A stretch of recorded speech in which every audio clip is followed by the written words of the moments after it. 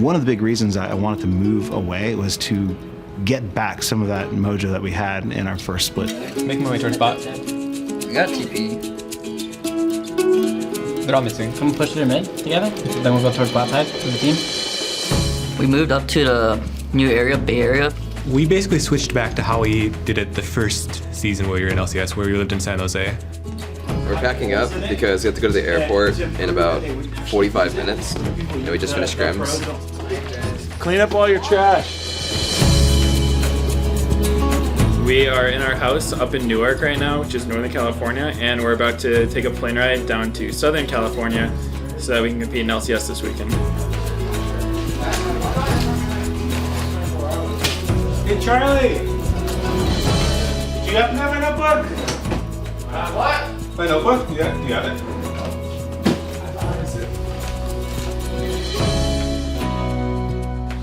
So our shuttle comes in 20 minutes. You guys ready yet?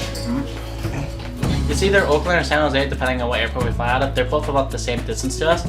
And then we were flying down to LAX. Bring gear. I should bring gear. Okay, yeah, you know 7.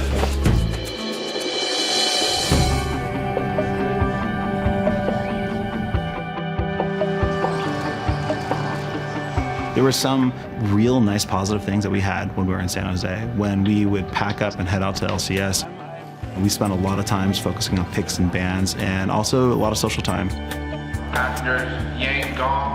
Our flight got delayed an hour, so we're just chilling.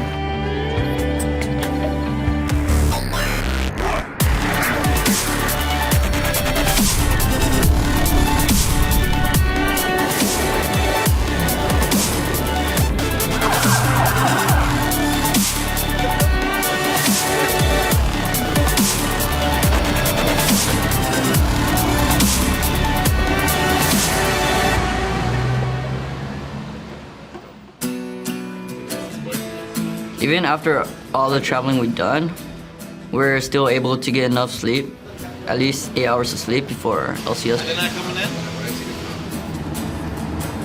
We've gone to plenty of hotels already. We did that for an entire season, so I don't think that part's a big issue. It's not like we have jet lag either. We're in the same time zone. It's not.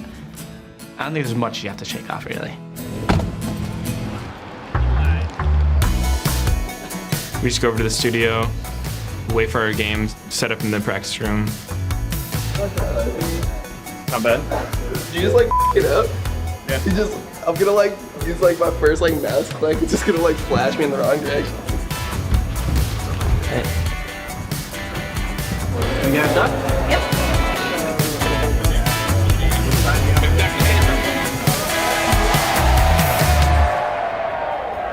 On the blue side, it is Cloud9. And on the red side is Team Liquid. If Benito starts making calls, please listen to him. Whatever the call is, listen to it. All right, let's do this, guys. They're gonna keep going on Liquid here. That's the damage coming in. Good job. We come out there. Yeah, let's go. What can we do? Do we have any words? If we don't have words, just back. I think we heal. Okay, that's it, we're back. Cloud9 get the victory. So we won our first game, which was great, but we lost our second game for the exact same reasons why we lost last week. We still have some kinks to work out with just our team chemistry and how we've been playing. And we have to fly out, which is about in 4 hours. So it gives us some time to socialize with the other members of other teams and basically relax a bit, I guess. Now I'm just waiting around in the player lounge and I'm trying to figure out how to play this board game. We're just gonna practice harder for next week and focus on our mistakes. I think we'll be able to fix the issues and come out strong soon.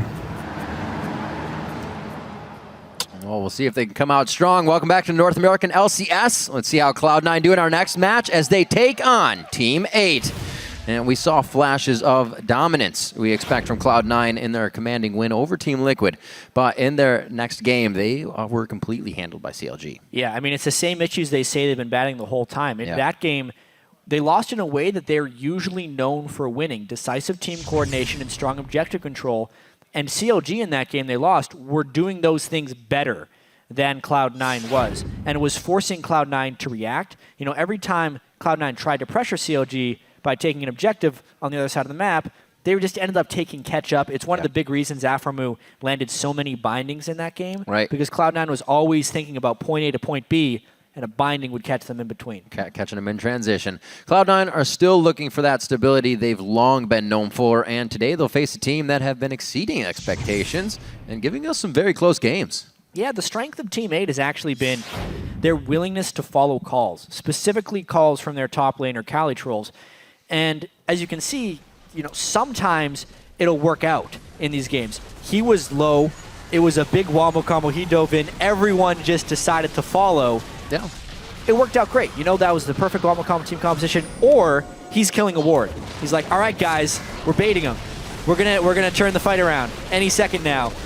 And they just lose the game. I baited my team. Completely off that. It's teammates' willingness to follow Cali Trolls, in fantastic ways or off a cliff, right? It is a strength and a weakness in itself, but it eventually could lead to good play. And against Cloud9, a team that historically forces a team to react and make decisions quickly, it's actually kind of a nice advantage for Team 8 that they will be able to follow a call that is made right away. It's true. And the ability to team fight and knowing what to do with a lead once they have it is what Team 8 says will help them pick up games.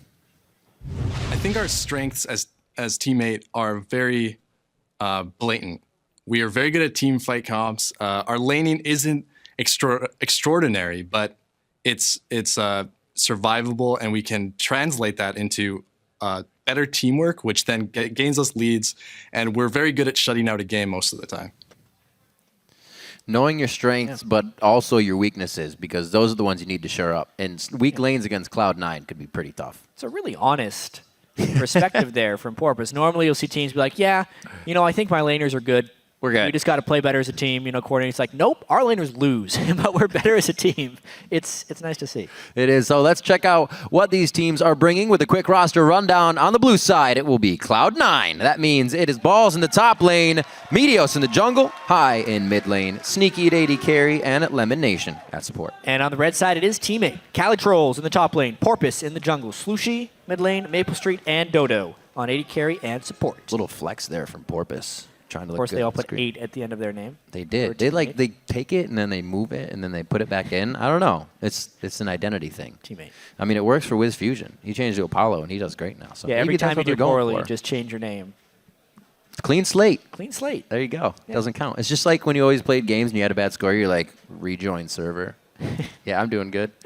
Coming into this one, it's going to be interesting again for the AD carries and pretty much for the rest of the lanes. But I want to see actually what Maple can do up versus Sneaky, because Sneaky has had heydays in most of his games that Cloud9 has been doing good. Sneaky has been an absolute monster. Even in the games they're losing, Yep. he's 6-0, 5-0. Story of AD carries this season. The team falls apart by the end of it.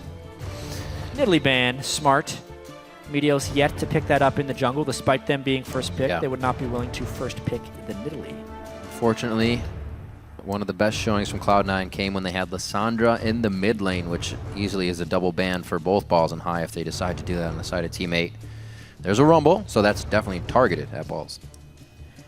I feel like High will play a good Ahri if Cloud9 wants to first pick it, if it stays on bet. No, wow.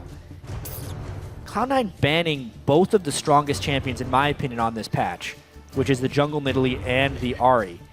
As a blue side, as the blue side, which would generally want to first pick them, but they still get a pretty damn strong champion in Kassadin. That's usually banned. Xerath is still there as well. Cassiopeia could come out for one side. I wouldn't put that past Cali Trolls or Slooshy.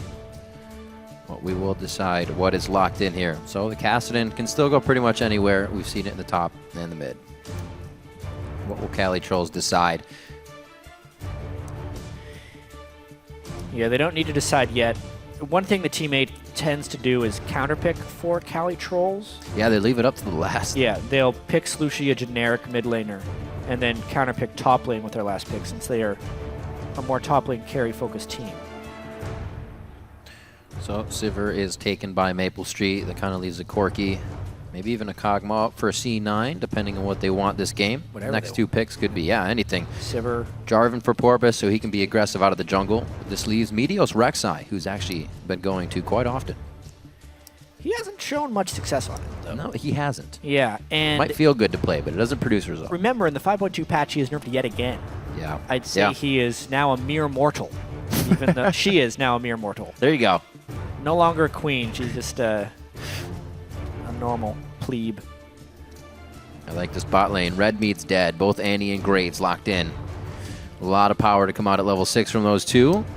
Easily spell shielded is a possibility here with this Sivir pickup.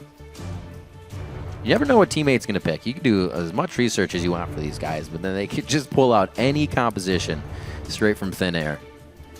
Yeah. Cali Trolls. Top lane Katarina. Let's do it. Go. Tank, what's that? The tricky thing here for Cloud9, though, is the Casting is a flex pick. It can go top lane or mid lane. Teammate needs to be pretty careful that both of their picks are serviceable against Kassadin here. Not much Gnar love anymore. Well, the big thing, like, I can still see Balls playing it. Yeah. I don't see Cali Trolls playing Gnar, though. Yeah. Just... Ooh, that's a mid lane Corki, probably. Double AD with Jarvan. Very well could be. I see a lot of teammates' compositions, or the way they play. Like they said, they have good team fighting. And this kind of gives them a but pokey team fight, not explosive like a Wombo Combo Orianna Mel fight. Right now, they have the ability to do a little bit from the outside and an all-in. And in your face here from Cloud9, definitely going for fights as well. Meteos finally bringing back the Vi here. Something that has been so powerful in solo queue, but hasn't really reached competitive here. But Meteos will be good on that. Definitely ranks it near the top tier of his junglers. Vi and Jarvan. Plus, obviously, as you said, it combos very well with the Maokai and Kassadin going in. What was the last pick for teammate going to be, though? I don't know. Still has to be for Cali. Or is he going to play Corki top? I mean, now he knows he's against a Maokai. Slushy knows he's against Kassadin. You can get somewhat free lanes against a Maokai. Yeah, he's just going to try and carry with Aurelia. Could make it happen. He already had an Aurelia game that he played quite well on against TSM in week 1. They were able to... That was another composition where Slushy was able to hit ults, but those opportunities were made because Cali was so big. They camped for the top lane, got Cali Trolls very, very fed. Big guy. So really, just a rush down. Almost looks like some of the old Stampede comps we used to call it that you would see coming from a team here. Leona as well, along with the Sivir on the hunt to rush in this one. Yeah, so Team 8 has a very auto-attack focused team, which means if Balls can get a relatively early Frozen Heart, it will be pretty difficult for Team 8 to do damage. Yeah. Like, yes, Team 8 does have some Armor Shred from Jarvan, some true damage and magic damage from Aurelia and from Corki, but in general, this Team 8 composition is very auto-attack and physical damage heavy. So Cloud9, if they can stack armor in the right ways, would hold a pretty nice edge there, meaning they can be a little bit behind in gold, but still be up in combat effectiveness. Charlie, shaking hands. Making sure. One last look. You guys ready? All right. We're good to go. He doesn't want to leave it. You hear the coaches always say it's very, very stressful to be on the sideline and watch the teams play, especially when they don't do what you tell them to do. The game's about to go live, so head to Twitter and share your predictions. Send hashtag C9win or hashtag T8win to @LOL Esports. And remember, you can keep updating your vote throughout the game. Even vote for both teams if you want. You're just messing with the poll at that point. Trying to watch the world burn. Some people like to. Some people like to. We'll see who that is as we enter onto the Rift. Our second game of the day, Cloud9 will face off against Team 8. As we said, a team that's been giving us some unexpected wins here in very close games. As the community thinking they wouldn't be able to put up a lot of numbers in the beginning of the season, and they've shown a bit differently. Cloud9 looks like they'll focus a bit of the strength bottom here and leave High to ward towards the top side. He does take Kassadin mid this game. Yeah, you don't expect Team 8 to be ahead of Cloud9 in the standings. 2-2 for Team 8, 1-3 for Cloud9. Still very early on in the season. I was mentioning how until every team has played 9 games, then the first round robin hasn't really happened. And that's really when you'll start to see who played the early parts well.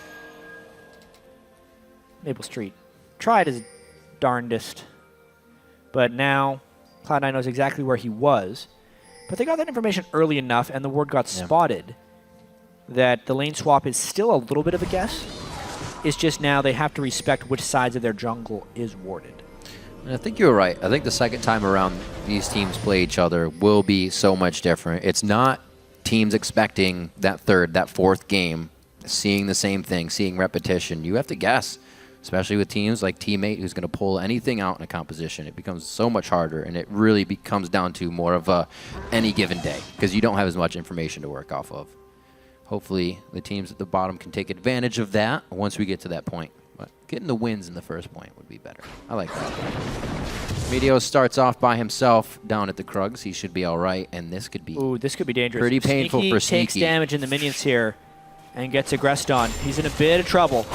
Daybreak on him as well. He actually doesn't get the passive pop, so they missed out on a lot of damage there. And Lemon Nation, great focus. Both 80 carries pretty much take even damage there. Yeah, Lemon having the charge stun there onto Sivir really saved Cloud9's skin in that situation. And now we got a pretty beneficial setup here for Teammate. Cali Trolls gets a 1v1 lane.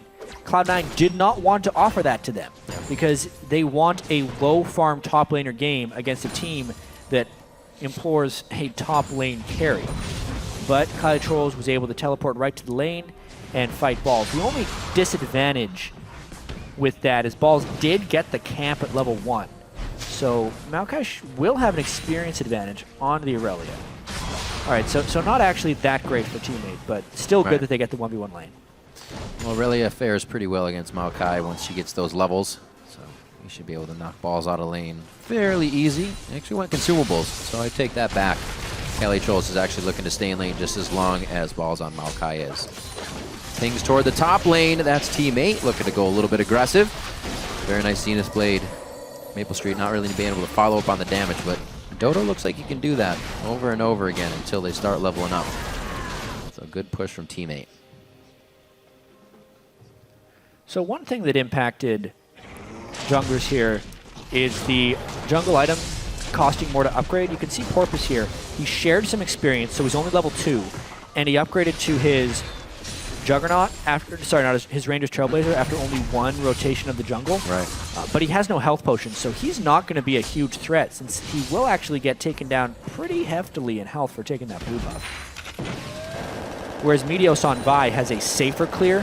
When he backs, he will be able to pick up health potions and have a greater gank threat. Found it. Should be able to pick up Scuttle on this one as well. Yeah, he will. So Porpoise definitely looking to get a little bit more out of vision here and possibly some denial of farm as he heads his way over. Just use one Raptor. Why not another? Oh, he won't have the smite. Yeah, he should not have used his smite on the Scuttle there. Yeah. He was probably a little bit afraid of Meteos coming through, but if he was afraid, then why would he then invade Raptors, the highest damage camp in the game? The Ranger's Trailblazer is best for clearing. He's going to have to back pretty much right after taking that Raptor camp. A little back and forth. Might have gotten his own head. Took me a while to clear this ward. Somebody might be coming. Oh, screw it. I'll go in anyways.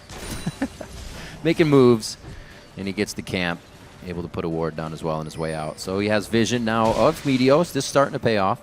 Meteos' pink ward, however, goes down very early defensively. So they clear out that vision right away. He's back with his Trailblazer. We saw him go towards top, but he only put a ward down up there for Balls.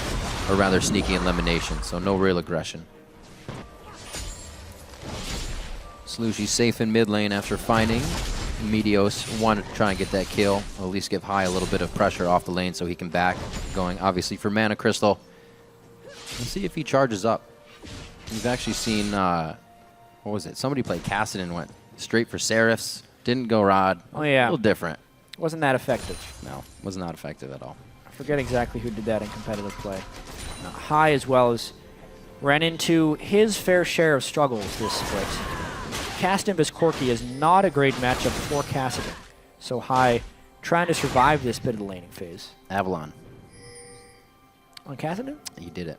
That was him. There you go. Indeed. Porpoise back into his own jungle now. He's actually been just on the bottom side quite a lot. Maybe sticking around the side of Cali Trolls, making sure he doesn't get shut down if he has to go down and counter gank anything. But it definitely has kept the junglers apart from each other, so no crazy action there. Sheen coming in for Slushy in the mid lane. We see that again. This is second Corki of the day we're actually seeing now in mid. Been a versatile pickup with all these mid bands coming in.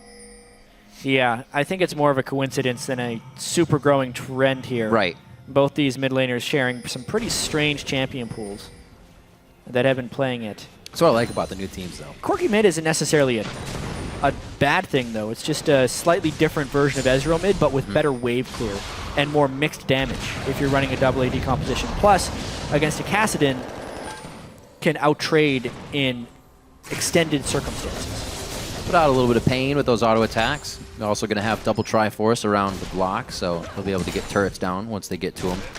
See that we did get a little bit from Porpoise there, or rather Meteos in the mid lane, but nobody going for any aggression, as both have hit 6. It'd just be a hard lane to gank altogether. Maybe again.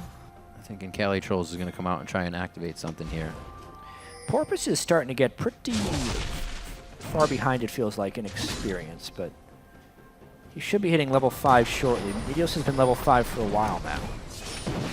Interesting roam here by Cali Trolls. They're just going for it. Yeah. Jeez. A little harder than I thought they would have went, especially with the lockdown. That's not going to work so much for Kassadin. How he gets them out safely, but it looks like they get what they want out of this initially. Wow. It was the mid-turret. Mid-turret at 7 minutes and 30 seconds is almost unheard of. We'll see if Team 8 can put some map pressure on here. Like, normally that lane gets such heavy attention from junglers, and mid laners just farm out and wave clear so well that lane never is the first one to fall. It's pretty much always a side lane. But the 3-man roam to a lane that was already shoving against a champion with poor wave clear, while Meteos was also in base, is like the perfect storm. And they push high back to his turret at 8 minutes, his second-tier turret. Oh. Gonna be good. Porpoise inside of his own jungle, now grabbing red, and this is gonna be Cloud9 playing a little bit of catch up. They're obviously not super behind, but they do want to make something happen after losing that mid turret. Oh boy. Maybe this. Cali Trolls, yeah. Gotta land his Blade Q surge there. on. Used the stun onto Balls actually before he even twisted advance. Might have been able to use that once they took the turret aggro. Would have been a bit more efficient. Hey, that was a pretty clean turret dive. It was. Nonetheless, It was. Meteos landed his power fist, ulted as Cali Trolls was flashing. They get the kill as well as the summoner spell and the turret afterwards. This is all in all fantastic stuff for Cloud9 because they're shutting down the carry and shot caller of Team 8. Very quick to do. I was talking to Cali Trolls last week, and he actually said, you know, they will follow me. I'll make the calls, but sometimes I bait them into a bad situation. And that's what we saw a little bit with the video just before the game. So far, he gets hit up here. We've seen him die and still come back to be a huge force for the team. So one kill is not going to shut Cali Trolls down just yet. See if Cloud9 can keep on that. Rinse and repeat and keep it going. Ball's now almost on that Rod of Ages. I think we're just waiting for High here to get a good back and get that item as well. Teammate with the map control that they kind of grabbed with these forward wards. Being able to grab a first dragon too. Yeah, first dragon, not super important, but still good for Team 8 to be able to lock down. Meteos prioritizing farming a fair bit more on Vi here, or experience. Porpoise is actually the same CS as Meteos, but is a level behind him. Yeah, pretty much a full level behind him in experience as well. It's what happens when you end up taking so many Scuttle Crabs and the Dragon. You get gold and CS numbers, but not the experience. Seen Meteos floating around mid lane, soaking it up with High a little bit in safety, and it's helped. Possibly getting that 6 and getting the engage a lot quicker. Oh, nice solar flare. He didn't even think he was going to hit it that well. He throws out the Zenith Blade a little too far ahead, and it allows Cloud9 to retaliate. Yeah, I mean, Cloud9 was full summoner spells as well, so I don't know if the Zenith Blade would have been the kill, but a pretty big misplay there by Dodo 8, missing his Zenith Blade on a stunned target that he himself stunned. Yeah, maybe he was predicting the quick draw and actually didn't get the quick draw. A twisted advance, blowing up the Vengeful Maelstrom, taking quite a bit of health off of Maple Street there. And that was one of the worries I had as well. Everybody being able to jump out of Porpoise's ultimate. And it looks like no kill in the bottom lane either. Yeah, had to burn Flash. Meteos did. Bottom lane, Maple Street doesn't have to burn any summoner spells. Mid lane pressure continues on to Cloud9, and they're a little bit pushed out of sync here. I mean, everyone else on Cloud9 had to back, so now High is a little bit non-defensed in this mid lane, just trying desperately to get his Rod of Ages up. Yeah. is trying to charge, hasn't been able to roam, stuck to farm, and it looks like he doesn't really have a backline to get to in this fight. Forced to hit Dodo there. And get out safely. And already, Slushy still just battering down high with this blue buff. Has not given him much room. 99 to 86.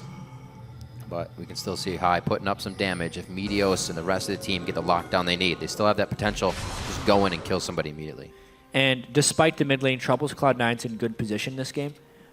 Looking at the team compositions, Team 8, heavily auto attack based, large amounts of physical damage. Yeah.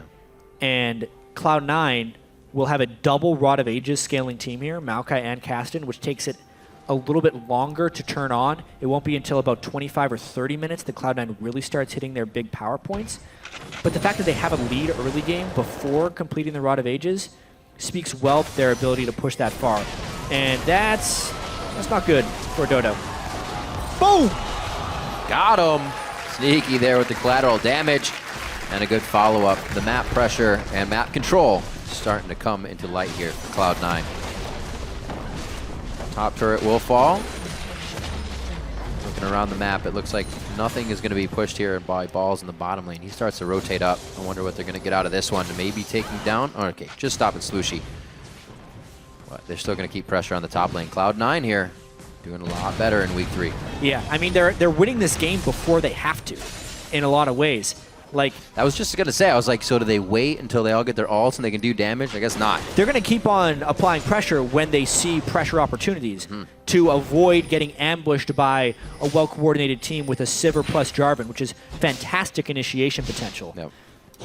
But even if it gets to the late game and it was close, the target freedom that Cloud9 will have with the Vi, Kasten, and Maokai being able to close onto any squishy target they want to, and the fact that there are 2 AD carries that would be primed for closing onto, give Cloud9 that nice edge. Oh, Slushy knows he can go quite hard. Cali Troll's there on the side. Not finished up on those Triforces, though. They can actually see the spikes in the inventory that Team 8 is getting, maybe even making them more comfortable to take these fights, knowing that they have an Infinity Edge and Rod of Ages finished here. Yeah, well, it's the double Rod of Ages we talked about that have just been completed. Right, they're charging. They're both on their pretty much first minute of charging right now. So another 9 minutes before they get the full effectiveness. At least they got them pretty early. Yeah. And it's really just this mid lane that is lacking here for Cloud9. High getting pushed in heavily by the Corki, and anytime Cloud9 wants to get a play, they're reminded that that mid lane is in need of assistance. Otherwise, I feel like Cloud9 would be running away with this game. Would have been a great bait. Very smart of Dodo not to go in there. All right, onto this lane swap. They actually met up in the top lane. Looking at Sneaky now, 138 to 90. Definitely winning that one over Maple Street, along with Lemon Nation, as they continue to pressure their jungle advantage. Nothing here for Team 8 to grab, and Cali Trolls is even trying to back up. He doesn't have vision to do anything, so Team 8 slowly losing control of this game, and Cloud9 looking like the old Cloud9. Yeah, we Very may end up smart, seeing methodical. a fight here. And Team 8, the team of fighting, running away from these now, knowing that they can't actually take the pressure that Cloud9 has so far put into this game. It's going to be tough. 26 or 25 seconds on that Dragon, and I think there's going to be no contest coming in.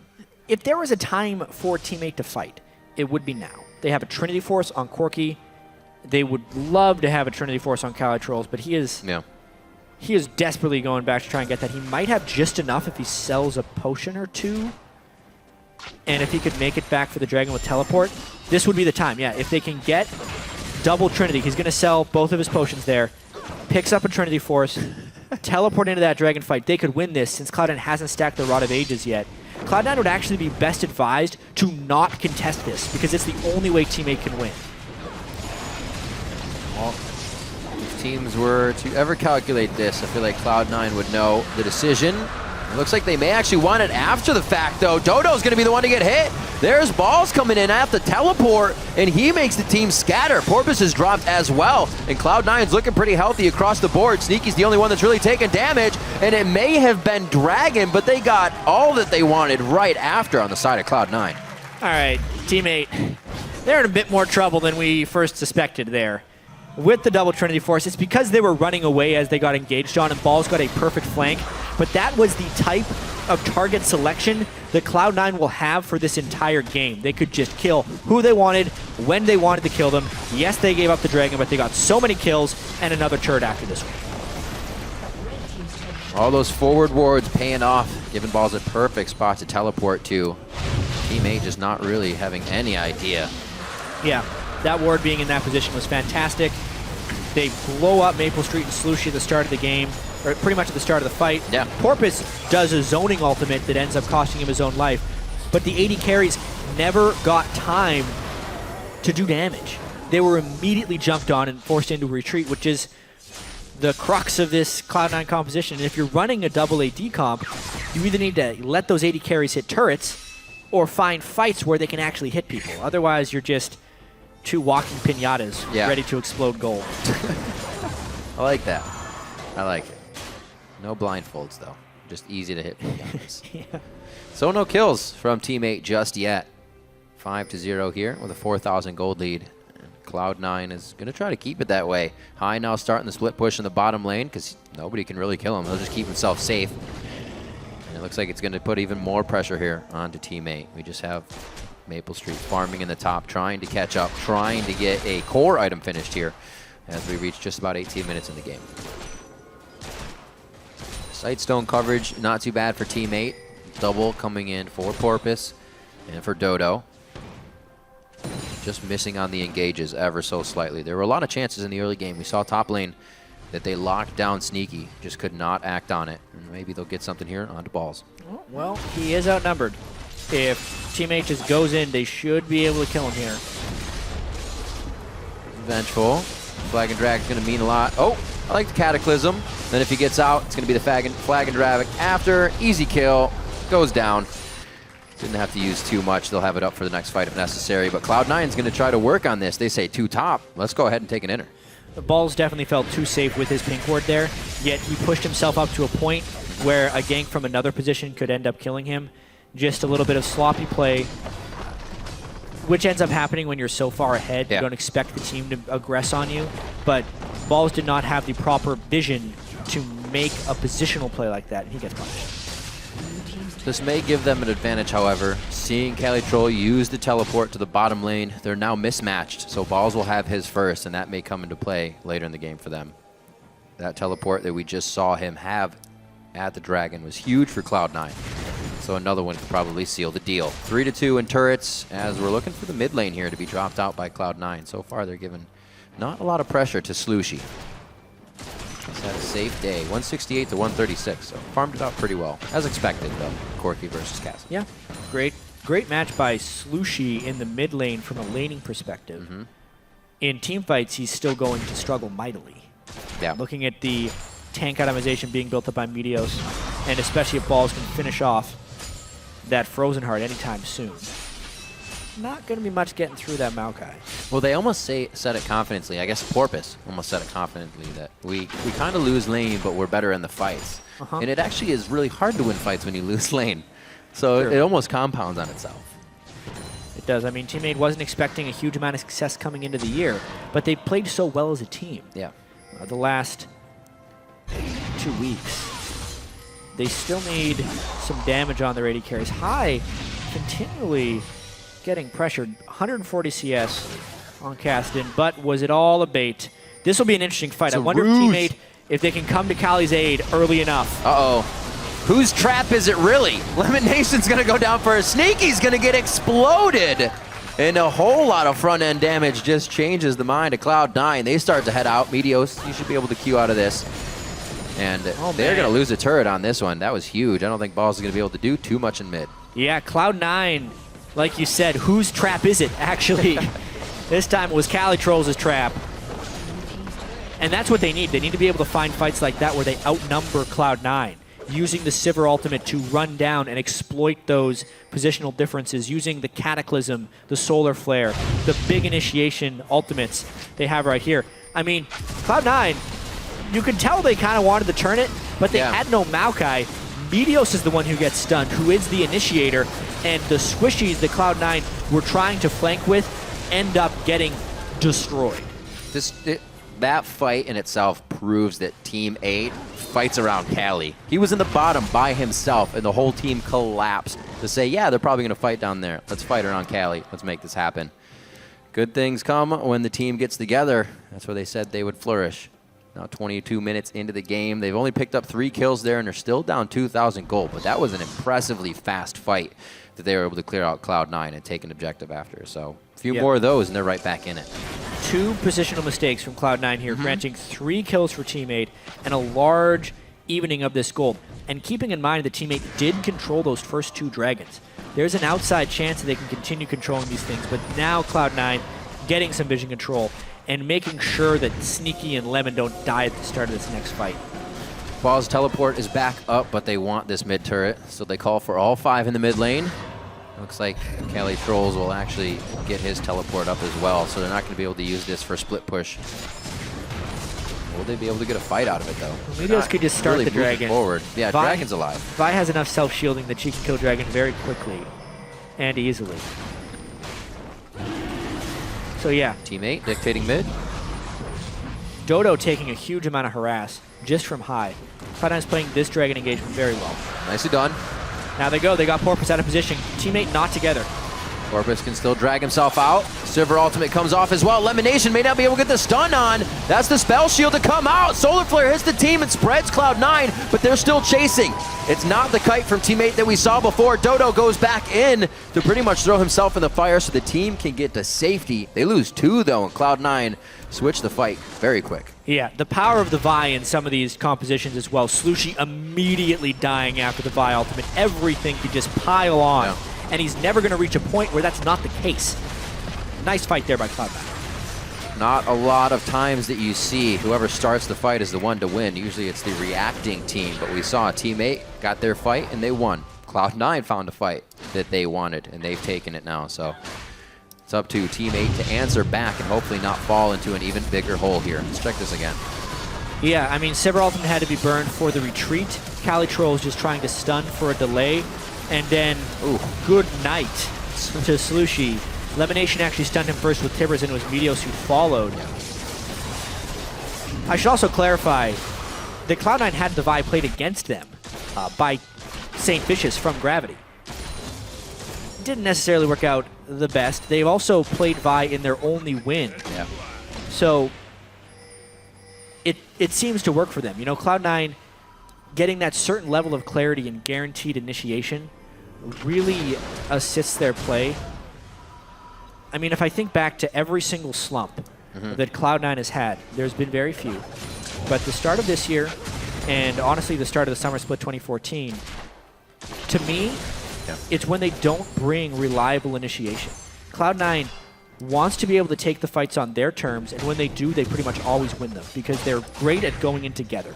But if they try and go in together without reliable initiation, is when they run into trouble. No, it makes so much sense. That's reflected from like Fizz and Talon play, right? That's not sure initiation. The fish could miss, and High is getting his plays out of Lissandra. Safe in, safe out. Cassidy working better for him. Safe in, safe out. The team can work with that, and it's definitely working better for them. Here, as they approach 25 minutes, they look to take this game here, Game 2 in Week 3, off of Team 8. One that's been surprising us quite a bit, and it's still, throughout this game, has been pulling out some tricks that they have up their sleeve. 4-3 in turrets. Looks like we're going to get another fight before you can see one of those go down. Whoa, Sneaky going very aggressive over the wall. Luckily, does not get pinched out. Now on to High here. They really want this one. They're going to go full onto the Kassadin, and actually he gets out with a sliver of health.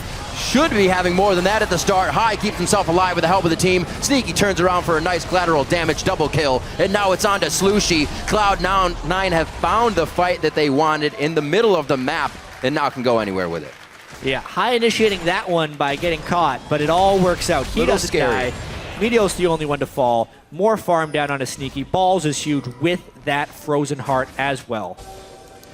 Works out so much better when High can get himself to safety and he can worry about that situation. The rest of the team focuses on the fight, and Team 8 went very hard, especially for a Cassidy. Yeah, right into the Tibbers as well, which just created so much pain for them. And then the backline is trying to ignore the Maokai, but you just can't ignore that Maokai at this point in the game. Sneaky as well, right behind him. Whole team coming together, Easy. playing very well. Looks like the Cloud9 of old. What is going on with Maple Street's item build this game? No. He's so far behind, he's trying desperately to make up for it. A lot of people have been doing Ghostblade on Sivir, because you do Infinity and you Ghostblade and you get that little bit of extra Crit movement. Yeah, and flat armor penetration actually isn't that good against high armor targets. Yeah. So he's gone for the Last Whisper right away. But that, he has no crit. Yeah. He has no attack speed. He is woefully far behind, and Last Whisper doesn't help that. It's only good to bypass armor if you're doing damage in the first place. Yeah. But he is not doing damage with that build. And not a regular tank buster in the first place, so him getting through balls is going to be near impossible. Pretty much through the rest of this game. You were saying a Frozen Heart would be a good build versus the melee team, the auto attack team in general, and he went for that Frozen Heart quite fast. We even see the Ninja Tabis across the board for balls and Meteos to keep safe with more of that armor. May as well back there. Yeah, no reason. Cloud9 encroaching just ever so slightly onto the jungle of Team 8 here. They don't have too much more to work with. All the CS pretty much being strung out across the team, so nobody's getting what they want, even more so that they're behind in items now. You see a Blade of the Rune King for Cali Trolls. He's going to be trying to 1-2 eat apart balls there with that % health damage. But it's only getting harder. They're trying to build items that the other guys need for teammate. Yep. Potential Baron control coming up shortly.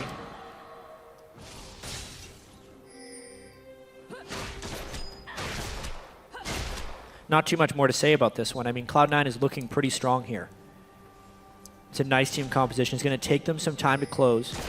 The inhibitor turrets are so hard to get through that you generally need either a gargantuan gold lead or a Baron buff to close that out. And Cloud9 is slowly creeping their wards up. They just got control of this game some 10 minutes ago. So it takes a little bit of time to set this up. They want High to have his Zhonya's. Yep. They want a few more conditions to be met before they're willing to really take a 2-teammate. And they just need to make sure they play clean until that moment comes. It kind of mirrors a story of really what's going on with them this season as well. It was slow for them, figuring things out. They're getting used to the move, getting used to playing with each other during this type of environment and situation, and definitely starting to come around. You said they would. A lot of people thought Cloud9 would be able to bring it back on their feet. I mean, these are the guys that were 25-3 and so on, at the top of the North American splits. Right. Definitely something they could find and bring about, especially with the coaches now in play. 4,000 gold in the lead, and they are taking this one slow. They're really waiting for Team 8 to make a mistake in this. I don't think it's going to happen. Cloud9's going to have to do another one of these fights that they found pretty much in this spot just previously. And they may get it off of this ward clearing that Team 8's doing.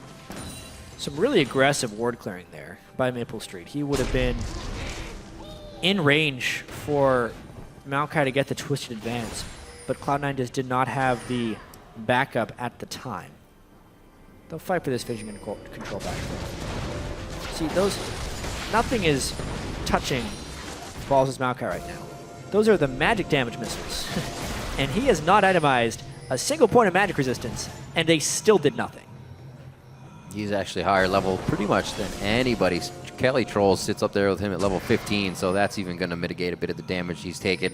Just in level stats, it's not getting any easier. Maple Street's still looking for a first core item. I mean, he has the Last Whisper. That should be your third, though. This is only going to get tougher and tougher. And I respect the fact that Cloud9's taking it slow, but they could probably push the pedal a little bit harder at this point. I think so. They're delayed, obviously, by the fact that Team 8 got those first 2 dragons. They know how much stronger they are team composition, so there's no need to go super fast. Although the Cloud9 of old would have gone super fast. Gotta go fast. That's one thing I always love, or used to love, about watching Cloud9 games, is I can always predict when the fight was going to happen. Because it's Cloud9 there. Is there a small opportunity for them to dive? I think a fight's coming, because they would go and dive pretty much immediately after. All right. We got a little bit of action, though. Baron here and bottom lane. Nope. Getting pushed. Really poor ward control here by Cloud9. Good wards outside by Team 8, so they're completely spotted here, but that might be all they need to draw in a fight. Oh. Cancelled TP, obviously, because they were going to collapse out for it. The Baron is ticking, though. Let's see this fight. There's the Solar Flare. Oh, another Miss Zenith! The story coming in for Dodo. He gets taken down. Balls locks him out, and that's going to be Porpoise as well. The smite will not be there for the 50-50, and it looks like they're just going to do what they can with poke from the outside. We Getting did a have the little low. rotation for Cali. The shot comes out. That's the boomerang, and it's going to be the hit for Meteos. Smites down Baron. Solid nonetheless, if not a little Yeah. scary. The nice wards that teammate had just outside the pit there that weren't the pink wards in the inside is what provided teammate the vision to take that fight, but they could not initiate together. Cali Trolls picked the wrong side to TP in on. He should have TP'd in on the side of Dodo, and then the team could have gone in together, and they all could have fought it fair. Yeah, no, that's true. But instead, they go in without their captain, and they end up dying for it. Cloud9 now should be able to put the final touches onto this. Items abound right now in the inventory, much farther ahead than we are seeing teammate. Maple Street still looking to put up an item there. Infinity Edge could be second. He got the critical cloak finally on top of his Zerkers in that last Whisper. But he's fighting just too much now. Cloud9 on the up and up, and it looks like they're going to be final pushing for at least one inhibitor turret. This should spread it out enough. This is going to give High and the rest of the team now just so much to work with. Yeah, really easy push here for Cloud9. That's one, and they get it so early on into their Baron life that they can go grab another minion wave, maybe get another. And if teammate decides to take a fight to prevent this, it could very well mean the end of the game. It's been a nice game by Cloud9 here. Very interesting start from teammate. I mean, we saw the 7-minute turret in mid, and they kind of didn't really work it. We had a little bit of pushing by Porpoise, but they definitely could have warded more, figured out more, and been better off. Teammate was not able to take control of the jungle, but that's the big thing. Right after Cloud9 took the mid lane turret, sorry, right after teammate took the mid lane turret. Yeah. Cloud9 took the bottom lane turret and also killed Cali Trolls. That's true. Immediate answer. And Cali Trolls is generally the playmaker. I mean, he's the one who got the mid lane turret with the team. And when they keep him down, they eliminate the ability to make plays. Terror dive! Apparently there's no turret down here that Cloud9 sees as they just go hardcore on this one. Dodo taking hits. They're actually able to take the tanky support down first. Dunkaroo onto Porpoise here. That's going to be the final hit for Meteos. And it looks like Tibbers is just going to go ahead and tank the turret nicely. Turret gets taken down, nicely done. Inhibitor will fall after, and Cloud9, they're putting method to the madness now, and they're starting to get these turrets down. Yeah, 34 minutes is pretty fast by today's standards in these very games. true. Super minions, Baron minions, every minion. This looks like Cloud9's game. Very controlled and very much like a Cloud9 game. 34-20 on the clock. A very big gold lead for Cloud9 as they come in to win their Week 3 first game. A little bit similar to last week as well. They come in against a team that has been performing pretty well, played well as a team. Team Liquid was last week. This week it's Team 8, not nearly as hyped as Team Liquid, and it looks like Cloud9 again in these games. Yes, they had a few little hiccups, but you soon forget about those hiccups because of how cleanly Cloud9 can play the rest of the map. And it happened again here. They got tanky enough, they got their top laner going. High was the first one in on a lot of those fights as Kassadin. Sneaky was in the back cleaning up. That is the Cloud9 way. The Cloud9 way puts them to another victory, and it has paid off, it seems, with the move, with the team being able to talk. Jack said that was really big, a lot more social time with the team, and they've started to right the ship. Team 8 still coming out very strong. A lot of things they put on their plate. I like that in the beginning of the game. We saw the early aggression up top from Maple Street and Dodo. Didn't pan out just because Lemonation brought stun, and they actually got a better hold on that. They tried to take a 7-minute turret early with 3 in mid. Didn't pan out. They're still testing themselves and putting things in front of them, but they just can't continue to carry it throughout the game. And that's what the stage of the LCS is all about, being able to play at the top the whole time. Well, we know teammates going to take a few lumps early on in the LCS season. It's what happens with most new teams not named Cloud9 when they enter the LCS. They have to play against the more experienced teams, lose a few games here and there. We know the Team 8 does have a lot of team play potential, and we saw glimpses of it in that fight, in this match. But team comp-wise, they couldn't deal with the dive. The double AD composition and the way Cloud9 played it, making sure they could get the tanks together first, Yep. and then worrying about the damage a little bit later. Worked out very well there for Cloud9. It was smart, too, especially once they saw that Porpoise locked into Jarvan. They're like, all right, let's pick more that can just dash, jump out of that. It'll make it even harder for him to go in and get those ganks. Yeah. Looking through this, though, I think Teammates still going to be able to do well this season. They're still sporting a pretty good record. Obviously, there's a little bit of padding there. You don't want to use that for losses, but their early games really helped them out, and I think they can use that momentum to carry on. It's going to be hard to beat Cloud9, however. A lot of teams are going to be, again, looking at them and saying, all right, they're back on track. Let's see their games. How do they play the mid game? Because that's where Cloud9's been quite strong in the past. Yep. Mid game, when making decisions, is hard. Yeah, and this one was a little bit strange because Cloud9 had the double Rod of Ages and then found a fight like as soon as they completed them. Still. Oh, they're going to wait for a while. Never mind, fight. Let's check in with Zyrene, who's standing by with Cloud9's Rift Walking Man in the mid lane. All right, thank you, Riv. I am here with Cloud9's High after that victory. So I got to ask you, Cloud9's been coming over with a lot of fire shot in them recently. How do you personally deal with that and keep your confidence up and stay focused?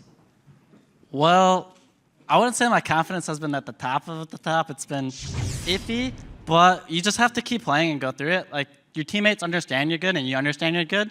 So if you know those few things, you just have to go through the grind, I guess, and get confidence back in yourself until you start winning. And we've been seeing you have a little more confidence in your team, too. We heard you in a piece earlier say, if Meteos starts making calls, listen to him no matter what. Is he taking up a little bit of the shot-calling mantle, and how's that working out? Well, if I'm feeding mid, then I don't really know what to do at that point in time. So if that happens a game, that's when Meteos starts taking over because I don't really know what to do if I'm that behind. So he starts taking over, but normally, well, it happens sometimes, but I'm trying to not let that happen. But we trust each other. All right, awesome. It's great that you can have that kind of trust in your teammates. So my final question here for you, Hai, is what do you think is the next step that Cloud9 needs to take to be back at that #1 spot in North America? We got a while to go, man. There's that one thing we need to do. Start winning team fights. I don't know. We've lost a lot of team fights where historically we weren't known for losing team fights, but just recently we just keep losing team fight over team fight. So if we can fix that issue, then we're back at it. What do you think is the big problem there? Me being weaker than their enemy mid. That's an issue. All right, so stop feeding mid lane, and that's how Cloud9 will succeed. All right, thank you so much, Hai, for your interview. We're going to throw it back over to the desk for some analysis on that game. Thank you, Zyrene. A very solid win there, as Jat had mentioned, quicker than average now with the new patches. I want to look at Cloud9 coming back from a very odd mid-lane turret push so early by Teammate, because that was an interesting piece of innovation that Teammate came out with there, as we normally see pressure in the side lanes. Well, that was one thing that I really liked what Teammate were doing, because you could see what they're going for. Yeah. They gave away Kassadin. Now, giving away Kassadin, that's not ideal, but once you've done it, you're like, okay, we've got to punish this Kassadin early. So they bring over the jungler, they see an opening, and they push down the mid lane pretty early to try and get some global gold. The only problem is that Cloud9 were easily able to trade very effectively for every objective that Teammate were doing. Meteos immediately goes down bottom lane. Not only do they get the tower back, but they get a first blood for it.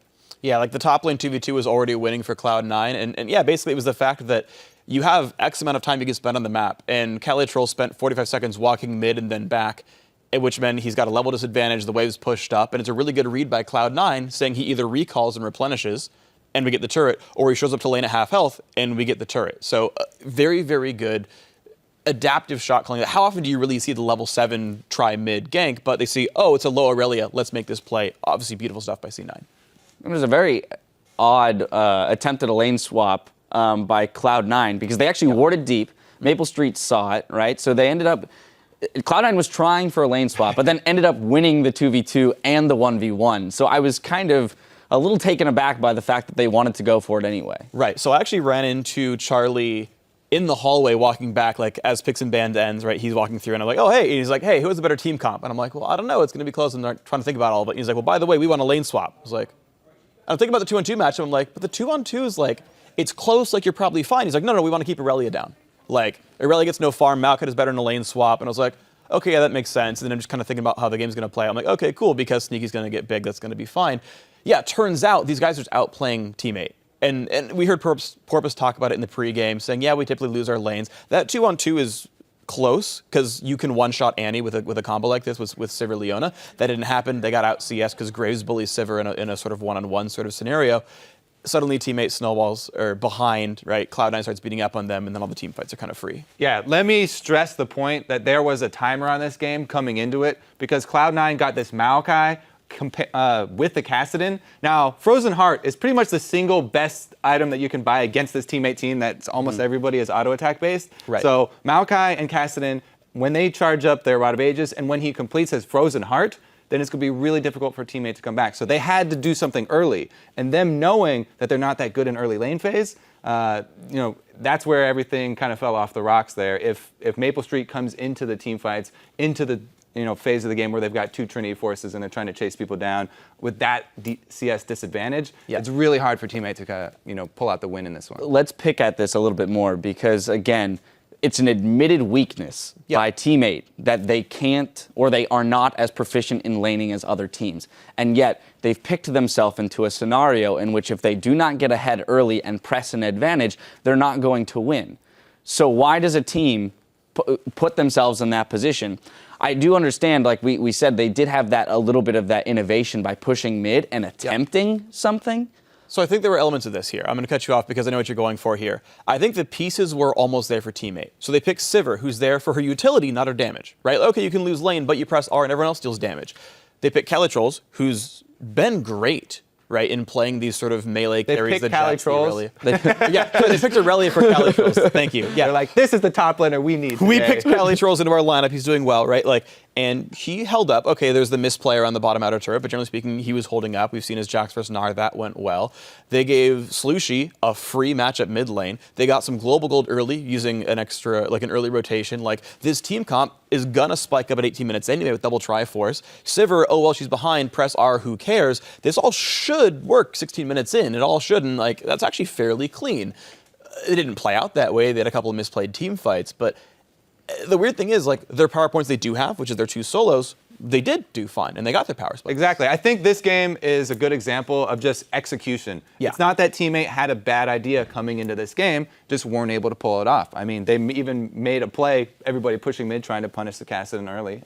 They just weren't able to ride their power curve. Let's look at some execution. We do have a replay 16 minutes in around the Dragon Pit because as Jat had prefaced this fight by saying, this is probably not a fight Cloud9 wants to take. We're 16 minutes in, they scale harder. Cloud9 finds the correct engage though, and I feel like it's more of a misplay on teammates' part by allowing them that. So Freak, I'm gonna let you walk through. Okay, so let's pull the replay up. There's three big things I want to point out here. So number one, the biggest weakness of double AD comps is getting flanked.